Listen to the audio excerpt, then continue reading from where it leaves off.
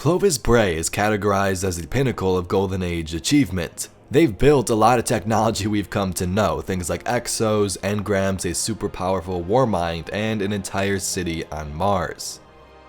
But behind all of this achievement lies a dark secret kept away from the eyes of normal civilians. Today we discuss Clovis Bray's darkest secrets and what the long slow whisper may actually be. Clovis Bray, a center for scientific advancement, interplanetary defense, AI development, research on the Traveler. This place could be a gold mine. Alright Guardians, welcome back to the channel and thank you so much for tuning in. Now, as you heard me mention, Clovis Bray is responsible for a number of breakthroughs in scientific discovery throughout the Golden Age and onward. Around the Dust Palace we can see the logo of this corporation plastered on the wall as a remembrance of the achievements long past. In this specific area, the Clovis Bray facility created transmission and SIVA. What was known as transmission was supposed to enhance the speed and strength of a normal colonist using nanotechnology, but this ended up kind of failing as it caused some weird side effects in certain people, and we even seen this sort of effect on our own Guardian back in Destiny 1, so they kind of stopped their research. The second was called SIVA, and it was comprised of self-replicating nanotechnology that could be used to build matter and construct entire cities. The corporation had hoped this would enhance colonization efforts on other worlds, build starships, build new cities once they got there, which it did, but they messed up big time. There was no kill switch, nothing to stop SIVA if something went wrong like it did in Rise of Iron. So this is just a couple of examples of Clovis Bray's issues with some of their projects and their company itself. Now these were obvious and pretty well known. I'm sure some people in the public eventually found out about these, but let's next discuss what Clovis Bray's been trying to cover up since this specific classified project began. Built for a long-forgotten struggle, exos are self-aware war machines so advanced that nothing short of a ghost can understand their inner functions. They remain ciphers, even to themselves. Their origins and purpose are lost to time. Whoever built the exos fashioned them in humanity's image, gifting them with the diversity of mind and body. Many of the city's exo citizens live and work alongside the organic Breathin, but others fight again, reforged in the light of the Traveler, to serve as guardians.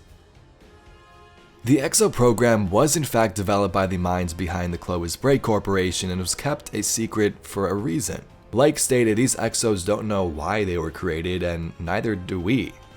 So maybe this is just how it is. Over all these years we just forgot, why the exos were created, and that's how it's supposed to be. Or you have the other side where Clovis Bray wanted this on purpose. They don't want you to know what's going on behind the scenes and why these robot machines were created in the first place. So within the Warmind expansion, we learned more about the exos and how they were created. To the public, they just see these as human minds getting imported into a mechanical body. Early experiments in exoscience managed to encode the human consciousness into a form that could be processed digitally. At the time, we believed that was the big hurdle to overcome in the creation of the exo. So we are told that sometimes the human mind rejected this new body and this caused some complications. This Clovis Bray computer right here tells us a couple of ways to fix this. Nascent proto-exos developed serious symptoms of cognitive disorder that eventually led to death. It turned out the human mind would not reconcile its presence in a new body. It took multiple iterations in design, but the Clovis Bray Corporation eventually developed several solutions. The first is to reboot the mind once it has been transferred, allowing it to awaken inside its new shell as though it were being reborn. This has side effects of memory loss and fragmentation, but it's highly effective in the prevention of DER.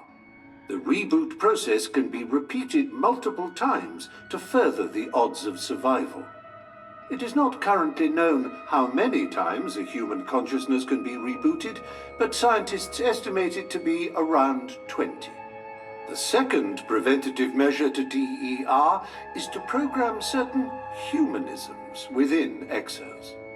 As machines, they have not the physical needs to eat or reproduce like real humans, but artificially injecting that drive has been clinically proven to reduce the odds of DER. Further experimentation is required to perfect the Exo project, but you can be assured that Clovis Bray is at the forefront in the field of exoscience. So in summary, if the mind was causing a fuss, they would reboot to wipe memories so it would forget its body and everything would be fine. Now they also rebooted when it came to war. If the unit was compromised, taken by the enemy, they would reboot them and reset them, and everything should be fine with the unit, but more on that later. The second thing they did was inject these drives to make them feel more human because, they are human minds and they're still going to think the same way, right? So what they did was inject these drives that replicated eating and reproducing, which robots don't need to do, but it just made them feel more like humans. Now all of this brings up so many questions in regards to some recent Forsaken information that Cayde encrypted in his caches. Take a listen. This one's for the minds behind the Deep Stone Crypt. You think just because you made me, you can unmake me? Hey, I understand. I were you, I wouldn't want people knowing what I did either. Guess you better hope I didn't tell anyone about the crypt. Or about the, what was it? Oh yeah, long, slow whisper. Because if I did, that would be real bad for you, huh? I may be dead, but I guarantee you ain't heard the last of me. So Cayde says this one's for the minds behind the Deep Stone Crypt, suggesting that someone who is at the top of this project is still alive and could receive this message if he died. Now this is pretty scary to think about, and it's not impossible, right? They made the war minds supercomputers. If they're not alive in human form, who says they didn't find some way to preserve themselves? But that's not the point here. He then says, you think just cause you made me, you can unmake me? Hey, I understand. If I were you, I wouldn't want people knowing what I did either. Now this part is huge. Whoever is behind the crypt did something really, really bad and has been trying to cover it up this whole time. Also the line, you think you can unmake me, may have something to do with it, and more on that in a moment. So Cayde knows about the Deep Stone Crypt. Yeah, I know it makes sense because he's an exo and most of them do, but to me it sounds like he knows a little too much about it and something called the long slow whisper, which is most likely the big issue here. Now it's worth noting that another cache here tells us it's on Enceladus, something we've discussed in a previous video where Cayde reveals the location of the presumed crypt to Petra through a secret message. So whatever madness is going on with this situation, it may be on Enceladus where the crypt could be. But why did Cayde make this message if the minds of the crypt were to kill him? He had to have figured out what their dark secret was, right? What they were truly doing. This next brings us to the long slow whisper, and while we don't know what exactly it is, there are many cards that give us some hints and we can throw some speculation out there. In the Man They Call Cayde lore book, Cayde reveals something pretty shocking to us. Listen to this. Father and son, Cayde and his firecracker ace. What am I doing? Reality is, ain't no telling who I'm talking to. Hell, could be me, the me after me. Hi me, looking good. Sorry you can't remember all you can't remember, that's just an exo's lot in life. Though if you are me sitting on the other side, I gotta tell ya, I never wanted this. You never wanted this.